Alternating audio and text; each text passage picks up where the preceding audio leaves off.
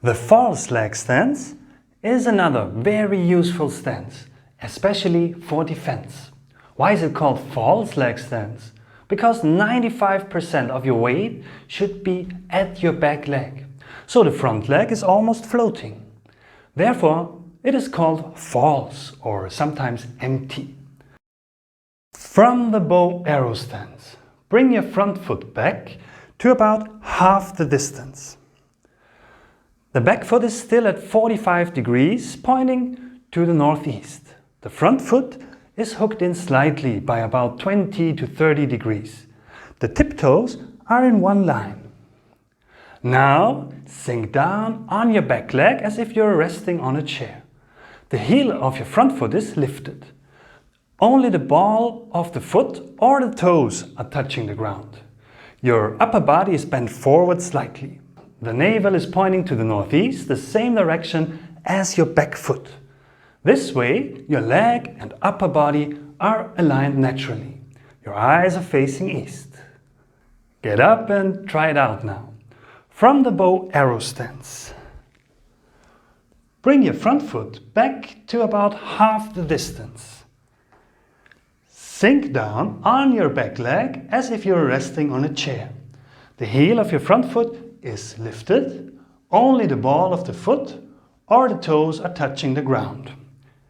Your navel is pointing to the northeast, the same direction as your back foot. The upper body is bent forward slightly. Feel that your front foot is empty.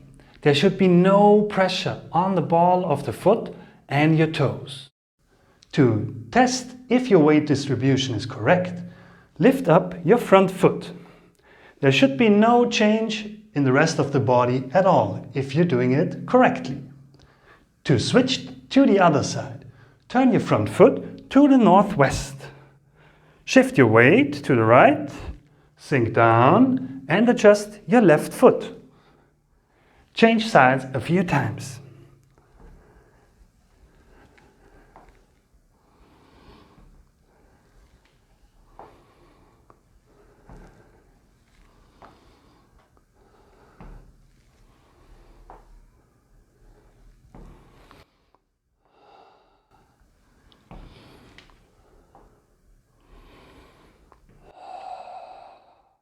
Let's have a look at the most common mistakes. I've often seen people doing like this. Tilt your pelvis, as if you were resting on a chair. Don't stand upright. Sink down. Your thigh muscles might burn a bit initially, but it will get easier as you progress. Don't forget to lift your front heel. And remember, never shift your weight forward to your false leg. Your upper body should be gently bent forward, allowing a gentle curve in your lower back. Avoid bending forward with a straight back. And of course, remember to keep your chest and mouth gently open.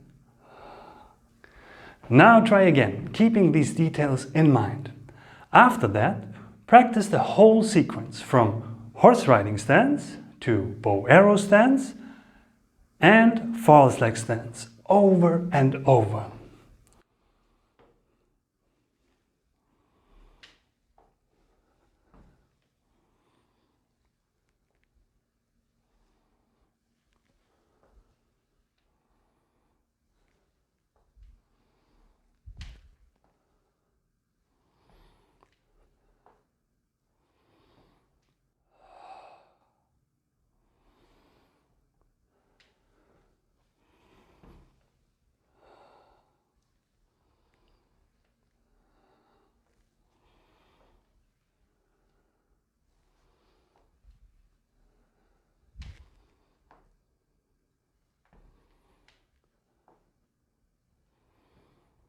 This lesson is taken from The Entrance to the Chamber of Shaolin Kung Fu, my 6-month online program to help you build a solid foundation in traditional Southern Shaolin Kung Fu.